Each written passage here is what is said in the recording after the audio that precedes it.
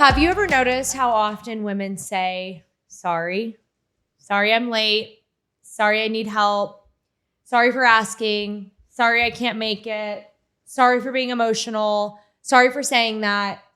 For whatever reason, it's like we've been conditioned to apologize for taking up space. We've been conditioned to apologize for things that we shouldn't be apologizing for. I'm guilty of it. Many of you are guilty of it. Somewhere along the way, I've realized that I've been apologizing for things that God never intended me to apologize for. So today I'm going to share with you the things that I have stopped apologizing for, because I've finally learned the difference between being kind and abandoning myself, abandoning my values, abandoning what I really believe in just to please other people.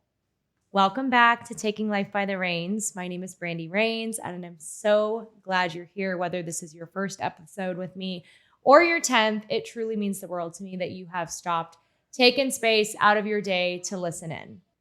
Today's episode feels like a conversation between girlfriends, like a little topic that is long overdue, that we should sit down, pour a poppy over some ice, and have a deep conversation, because this is something I find coming across any kind of women, whether you're the strong one, like we talked about on the last episode, whether you're the people pleaser, like over apologizing, over explaining ourselves, constantly saying you're sorry, constantly feeling like you're too needy or taking up too much space is something we all relate on. I really think there was a version of me that felt really responsible for everybody's happiness. I felt like I needed to be the strong one, like we talked about on our last episode. And that meant constantly making sure everyone in the room is good. It also goes along with like being an empath. I have always been an empath. It's crazy. Like somebody can totally do me wrong or say something really crazy, or the experience can just be like totally awful from someone else. And for whatever reason, I still feel bad for them. I have empathy for them. And I think that there's a gift in that. I do think that a lot of people with empathy, it's a gift from God. It's this nurturing side of us. It's this just desire to like keep the peace. But somewhere along the way, what happens is we start almost like abandoning or changing who we are to conform and to make sure everyone else is good. Meanwhile, we're the one drowning. We're the one struggling. I used to think protecting my peace was selfish, and I will no longer apologize for protecting my peace, because I've realized it's actually good stewardship of what God has given me. Protecting my family in that way, protecting my consciousness, protecting my heart, protecting my health by saying no and not saying sorry is something that is very hard. It is something that requires a lot of discernment and a lot of self-discipline, but I promise you it's worth it. Not every conversation deserves access to me. Not everyone's opinion deserves access to me. And that's a big one for me, because working from social media, I've realized how many opinions are out there, good and bad. And sometimes even well-intended opinions hurt or hit or sting in a way you don't anticipate them. Not every person that you come across on social media or in life deserves a response. Sometimes your silence says it all. And I've realized for a long time, I thought that I was keeping peace by constantly responding, constantly apologizing, constantly smoothing things over. And I realized I was actually disappointing myself, disappointing my family. And so one thing that I'll never do is apologize for protecting my peace. Like if a situation, a conversation is causing me stress that affects my family, my life, my business, my health, it's just not worth my time, and it's not worth yours either. Second thing I'm not apologizing for anymore is saying no. And this one took me years and years and years, and sometimes I find myself slipping. But stop apologizing when you are saying no. Like, you don't need to say sorry in every instance. Now, obviously it's different. Like when it comes to like a family or that's it's got to get together or something that you should be sorry for, right? But sometimes you need to say no, and no is a full sentence. It's a full explanation. There need to be no follow-up on it. I used to think saying no made me sound like a bad leader, a bad Christian, a bad person, but I've learned that every time I say yes to something, I'm saying no to something else. So sometimes you just have to bite the bullet. And even though you might feel like a bad person doing it, saying no with your chest, it's actually very invigorating and very freeing because you realize, like, I'm saying no because my family matters more in this moment. I'm saying no because my health matters more in this moment. I think that there's like a self obedience that you have to have in order to start saying no, like with your chest. Uh, and it's really okay to just say it and then move on. The problem with me and maybe some of you is that when I would say no, I would like continuously worry that that person is now offended or upset. And you have to bless and release. You have to release everyone else's feelings every once in a while and do what's just right for you and your people.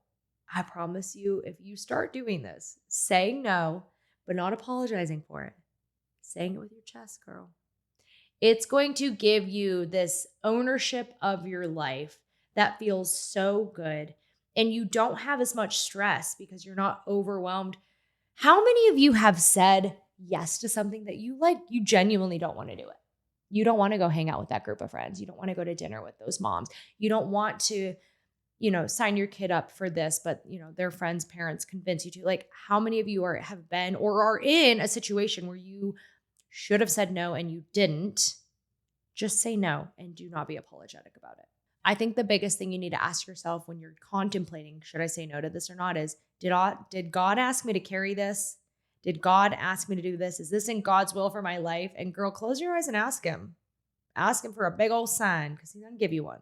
Don't ignore it. The next one is very hard and often comes with grief for many people and for a lot of reasons. But this one is super important because it's holding you back. It is the reason why you're not as successful as you wish you could be. It may be the reason why your health is struggling. It may be the reason why your family dynamic is weird. It may be the reason that you haven't found those core friendships in your life. Edit that. It's outgrowing specific people, places, and seasons. There are environments that I've outgrown. There are friendships that I've outgrown. There are, unfortunately, these stepping stones in life. And I hate to say it like that. I don't want to call it stepping stones as if you're stepping on things to get to the next level, but it's like you have to realize that not all friendships are lifelong friendships. You've got to realize that some friendships serve certain purposes in your life, and same for you, right? Like you are going to serve certain purposes in other people's lives, and it's God's will and it's his plan, and he's the one conducting this. You need to know when he has finally gotten you to a point where he's like, you've outgrown this. Now, that's not to say that there won't be people in your life for a long, long, long time. There are those people, but there are also seasons that you need to recognize you've outgrown and move past it. You are stuck in this hamster wheel, this cycle. You're constantly hanging out with the same friends. You're talking about the same things, about the same people. You're doing the same things every day. You're clocking in, you're clocking out. And if you aren't willing to step out and go, woof, I've outgrown this. I've outgrown these friendships. I actually don't want to sit with these people and talk bad about other people. I actually don't need to be friends with this person because all she does is dog her husband and it makes me do the same thing. All of those friendships need to be recognizable to you. You need to realize, like, maybe it served a purpose at some point. Maybe she's done a lot for you. Maybe she's been there for you. Maybe at one point she was a good friend to you, but you have to take a moment in your life. You have to take many moments, I should say, in your life and almost like audit yourself, audit your circles, audit what's taking up your time, and ask yourself, is this God's will? Is he in it?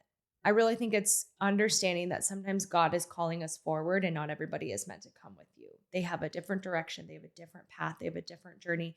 And unfortunately, a lot of people get to the end of their life with a lot of regret because they didn't listen to those cues and those signs from God. And they continue to stay in that same little hamster wheel. And Lord forbid you get to the end of your life and you think, I should have done more. I should have tried harder. And unfortunately, like there are seasons and people and circles that will hold you back if you stay in them. Number 4, and something I will absolutely never apologize for, is prioritizing my family and my kids. I don't care what opportunities I'm missing in life. I don't care what events I'm missing. There have been several trips I've missed, speaking engagements I've missed, opportunities that could have furthered me in business. I am not going to miss my daughter's cheer competition, my son's baseball game, anything, a birthday, Lord forbid, to further myself in business or to people please, when the reality is they are 100% my number one and what matters most. And I think so many people feel so torn and feel guilty, but do not apologize for prioritizing your family. Like that is what matters most in this life, aside from your relationship with God. And so, kind of like I was saying earlier, like when you are prioritizing your family, don't apologize and say it with your chest. I think one thing that's important for me to mention here is that my journey has not always been perfect. And if I'm going to be really transparent with you, there was a time in my business, in my life, and that's why I can say this with absolute certainty now.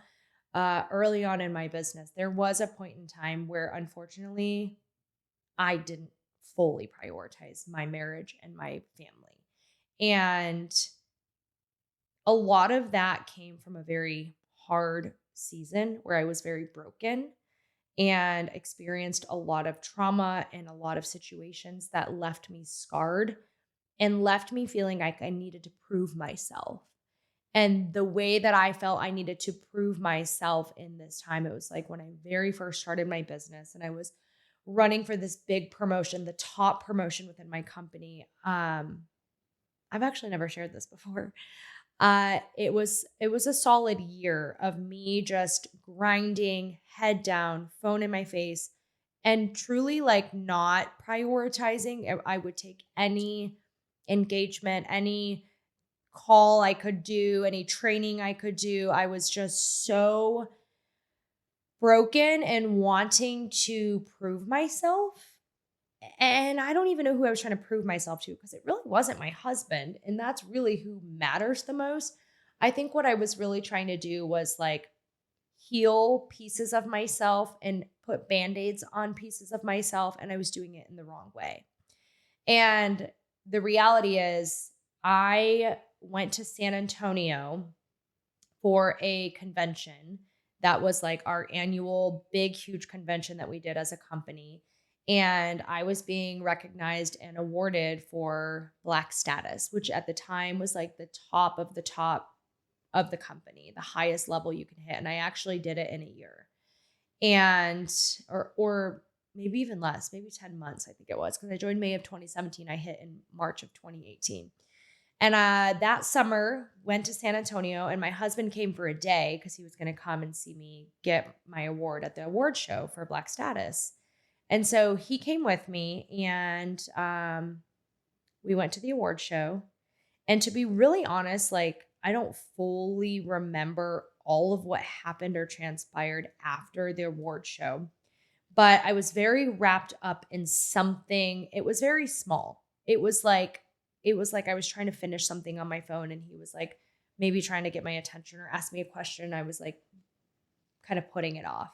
And I'll be honest, this is not the only time this has ever happened. And if you are somebody who is in business, you work from social media or you work from your phone, I know you've probably experienced this with your spouse where they're like, get off your phone, and you're like, I'm working, because it's really hard for them to tell. And I think this is important for you to know, especially if you're new in business on social media. It is really hard for your family to tell if you're working or not because you're on your phone. And sometimes you're on your phone, you're scrolling when you should be working. And so that is, little side note, something I really, really avoid doing is scrolling social media because I work from it. And so I don't want to be in my leisure time scrolling because then it looks like either I'm always working or I'm always scrolling, and my family can't differentiate, and it's not fair to them. Anyways, the night ended in a blow up fight. And now this is pre couples therapy. So Casey and I, our communication skills were not very sharpened back then. But I remember him and I getting in just like a massive fight, like yelling, screaming.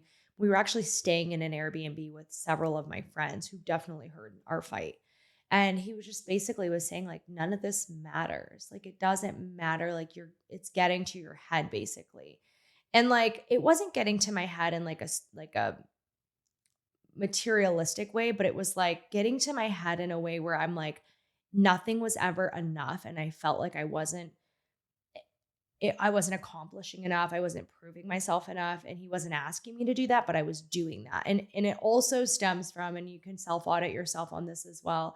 It also stems from coming from a childhood that I never really received like praise, or we never celebrated big moments in meaningful ways. And a lot of people, that's how it was, like, especially in the 90s, like it was just simple times. Right. But it was different in the sense of like, I didn't get validated as a child. And I think that therapy has helped me realize like, when you don't get validated as a child, when you're an adult, you do seek it. You seek validation. And so, and then the good thing is that I was able to do enough therapy and that my therapist points me back to Jesus. And then that is really important if you ever do decide to get into therapy, to find a good Christian therapist that aligns with your values and faith. But the good thing was that she reminded me that I don't have to do anything to earn God's love and be validated by him. That I prayed the prayer of salvation. I believe that Jesus died on the cross and rose again for my sin, like forgiveness of my sins. And I think it came to a point where I realized like, I'm doing all of this to prove something, but to who and for why? And I realized I don't need to seek that validation. I don't have to be perfect. And I realized quickly I have to prioritize my family, kind of bringing it back to, we went down a rabbit hole. Sorry, guys. And I have to say no. In fact, I've missed several like big, bougie, free vacations. One landed on my daughter's birthday. Heck no, not missing that. Never. I think I missed another trip because my daughter had a cheer competition. Would never dream of it. Also, my son had a baseball tournament that same weekend. So it was like a full Saturday of like cheer and baseball. And I'm like, there's just no way. And I also wasn't apologetic about it. And what I love is that I work with people who totally respect that. So if you ever prioritizing your family and the people looking at you are judging you for it, are mad at you for it, are annoyed of you for it, bless and release, because those aren't your people. The next is resting. Girl, stop apologizing for needing rest. It's not something earned. It is something you deserve. And it's really hard, especially for ambitious women, especially for women who are driven. We're builders, we're dreamers, we're go-getters. You've got to stop apologizing when you hit a wall. In fact, don't hit a wall and then rest. Rest before you hit a wall. And I'm preaching to the choir here. Like somebody play that back for me. I need to hear that. It's so hard for me for some reason to stop and go, I need to rest. And you want to know why? And I'll tell you what it is for me. And maybe this can identify something for you in your mind. A lot of times I feel like I don't rest because I feel so unproductive when I'm resting. And when I feel unproductive, I go into this mental spiral of like, I'm lazy, everything's going to fall apart. You know, that whole scarcity mindset. I think that I'm letting people down. I think that I'm going to get behind. I think that I don't know why I do this, but I create this storyline in my head of like, and sometimes I'm not even like saying these things in my head, but it's like this looming feeling of uncomfortable, like anxiousness when I am being unproductive, AKA resting. You need to unapologetically take rest and take no prisoners, okay? Because you deserve it. You actually need it. It's not even that you deserve it, you need it because you're going to hit a wall one day. And sometimes when you hit a wall, the rest that you end up taking is 3 times longer. How many of you have had burnout where it's like go, go, go, go, go, and then you hit a wall, you burn out, and then like you're uncreative, you're unproductive, you're not committed, you're not motivated, yada, yada, yada. And this isn't everything. This is in business. This is in working out. Like you can't just work out 7 days a week, every single week, all the time. Like you have to be willing to pause and take a moment. Number 6 is huge. It should have been number 1. And it's not apologizing for talking about my faith. I definitely feel like early on in my business, I was worried about if I'm too faith focused, if I'm too outspoken about my faith, I'm going to push people away. And part of me, I guess, reasoned with that thought process, saying or thinking, oh, I don't want to push people away because then they'll never get to know, what if I'm the reason they can get to know Jesus, but I come in too hot.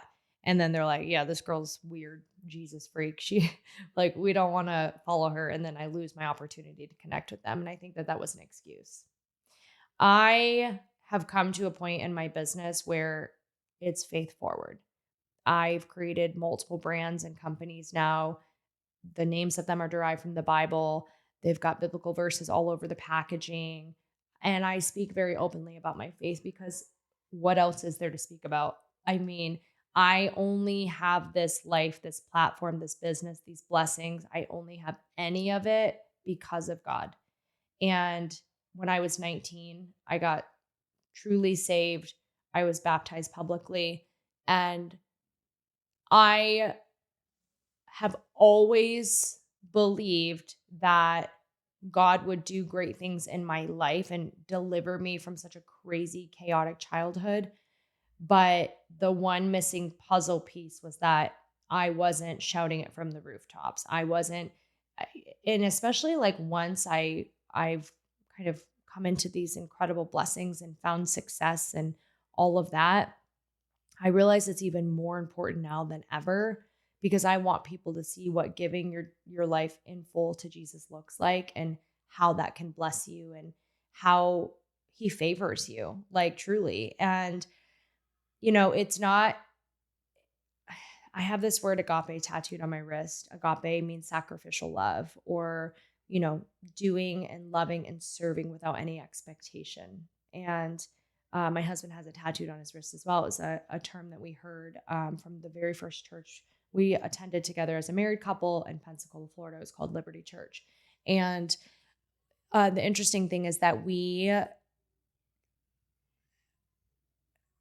forget Christianity. It's not a give and take. Like God didn't bless me because I did certain things. Like he blesses his children and the people who serve him so that you can turn around and go and share his truth and the word with other people. There's nothing that you can do to earn his love. There's nothing you can do to earn the reward of his favor. Like he's going to give you that because you are a child of God and because you've been saved. Like if you pray the prayer of salvation and you ask for him to come into your heart and to save you and to be the Lord of your life and guide you, and that you've believed that Jesus died on the cross for your sins, there will be favor in your life. He will bless you abundantly in his time. That's the most important thing, because some people are like, well, I gave my life to Jesus. Where's my blessings? It doesn't work like that. And agape is a word from the Bible, meaning sacrificial, meaning I'm loving and serving and giving to him without any expectation in return. But he's such a good heavenly Father that there will be things that come in return. And if not here on earth, then definitely in heaven. This is another big one. And I saved this to be kind of lower on the list, but this is absolutely something that I don't do not desire to apologize for. And that is being ambitious and being a goal getter and being a mompreneur. I, for the longest time, struggled because I retired my husband early and I was the one providing a lot for a family. Although I've been very honest, like nothing would be possible without him. But it was almost like I was like dimming my ambition because I almost like felt guilty. And like, honestly, there have been several awards and milestones I've hit like within my business that I didn't even talk about to my husband or my friends or my family. I actually had a good friend of mine. She was like, yeah, I didn't know you've done all this because like you don't ever talk about it. And I was like, yeah, like I don't want to be like I miss ambitious. I miss go and get those dreams. Like I was apologetic, but I realized God gave me the gift of being able to connect with women and build this successful platform and find, hit these milestones and make these rewards and this money and all this stuff, right? But it's almost like selfish for me, one, to not talk about my faith on it, but two, to not give other people permission, other women permission to go after something bigger. It doesn't have to be paycheck to paycheck. It doesn't have to be 9 to 5. Like there are other ways and other normalcy outside of that. But we're so conditioned, especially us 90s kids, we're so conditioned to like clock in, clock out 9 to 5. You get 1 week, maybe 2 weeks if you're lucky, PTO. You celebrate if your boss lets you go home 30 minutes early. Like, but that doesn't have to be the life you live. Maybe you're happy with it. And I'm like genuinely happy for you if that fills your cup and you're like, yeah, I want to clock in, clock out and go home and I'm done. But like, also, what if you have this idea or this dream and it's just sitting in the back there, but it's really what God's true gift is to you. And that if you pursue it, it's going to blow up. And so I would love to be someone who inspires you to not apologize for being ambitious and go after it. As we wrap up here, I want you to ask yourself, what are the things you're apologizing for that you should not be sorry for? Is it your boundaries? Is it your health? Is it your faith? Is it your belief system?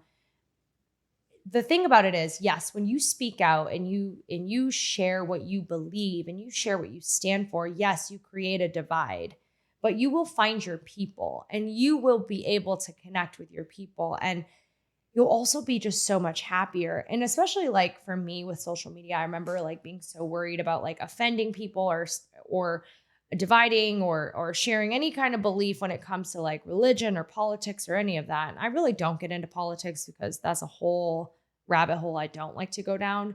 But I do share my faith, and I know that creates a divide in my followers. But I realize like the people that I want to be surrounded with, the people in my circle, in my corner that I want to be surrounded with, are people who are willing to accept me for who I am. Because the crazy thing is I actually have a lot of followers that have a completely different faith or belief system than I do when it comes to Christianity or their faith.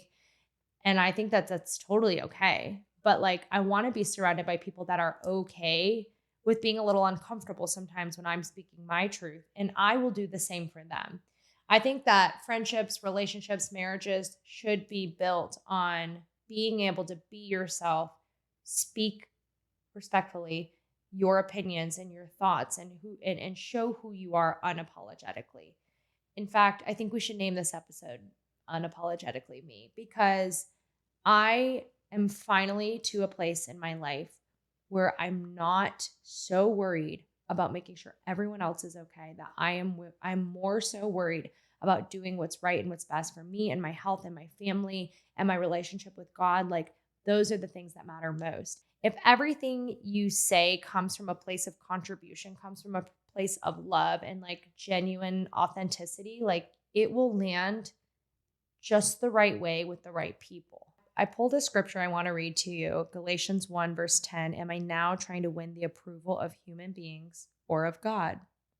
Because the truth is, we spend our lives trying to make everyone else comfortable. And goodness, that would be a sad life to get to the end and realize I made everybody else uncomfortable. I made everybody else so comfortable that I lived uncomfortably in my own skin, that I didn't speak my truth, that I didn't create boundaries so I could do the things I love and avoid the things I don't love, because life is so short. We aren't promised tomorrow.